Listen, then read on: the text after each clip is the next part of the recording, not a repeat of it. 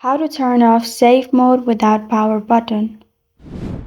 Hi everyone, I'm here to assist you today without any delay. Let's jump right in. First, open settings on your phone.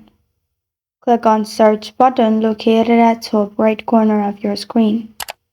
In search button, simply search for accessibility. Then click on accessibility, which is system accessibility. Then click on accessibility menu at the top, which is the first option. Then turn on accessibility menu shortcut. After you have done that, accessibility shortcut will be turned on. You'll find the button at the bottom right corner of your screen. Click on it. After you click on it, simply click on power button in here and you'll find restart option and restart your device. This is how to turn off safe mode without power button.